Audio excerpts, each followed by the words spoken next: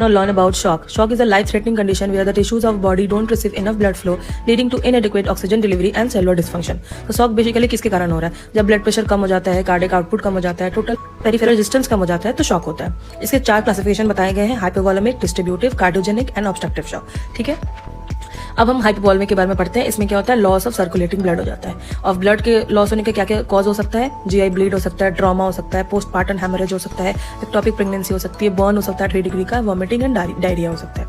फिर हम दूसरा पढ़ते हैं डिस्ट्रीब्यूटिव शॉक। इसमें हम 3 टाइप के शॉक के बारे में पढ़ते हैं: anaphylactic, septic and neurogenic shock. इसमें ब्लड वॉल्यूम नॉर्मल होता है, इसको वार्म शॉक भी बोला जाता है। इसमें क्या होता है? Capacity of circulation is increase due to intense vasodilation के कारण इसमें कैपेसिटी बढ़ जाती है। ठीक है, अब फिर हम पढ़ते हैं एनाफिलेक्टिक शॉक के बारे में। इसमें मैसिव एलर्जिक रिएक्शन के कारण ये शॉक होता है। ठीक, इसमें हाइपर सेंसिटिव का केस हो जाता है, वैसोडाइलेशन हो जाता है, परमिटिबिलिटी इंक्रीज हो जाती है, जिसके कारण लॉस ऑफ फ्लूइड हो जाता है, Venus return and cardiac output सब कम हो जाता है और शॉक हो जाता है। अब आता है न्यूरोजेनिक शॉक।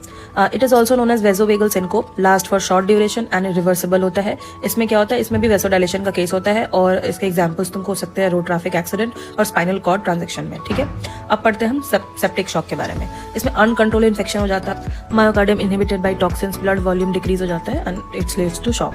अब हम तीसरा पढ़ते हैं कार्डियोजेनिक शॉक के बारे में। ये कहाँ पे हमें मिलता है? मायोकार्डियल इन्फेक्शन में, अरिथमिया में एंड कंजेस्टेड कार्डियक फेलियर में देखने को मिलता है। In this type of shock the heart fails to pump sufficient quantity of blood to maintain normal tissue perfusion. It is also called congested shock. इसमें lung और viscera get congested due to in effective pumping of heart. फिर चौथा कौन सा आता है? Obstructive shock. ये कैसे कहाँ पे दिखने को मिल जाता है आपको? कार्डियक ट्यूमर्स में, पल्मोनरी एम्बोलिज्म में, कार्डियक टेम्पोनेट में, टेंशन न्यूमोथोरैक्स वगैरह इससे एग्जाम्पल हो सकते हैं।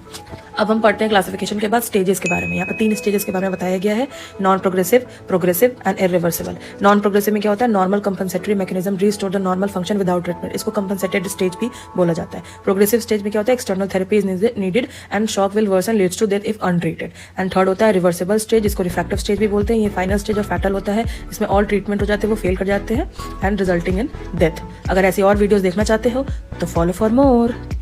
Bye bye.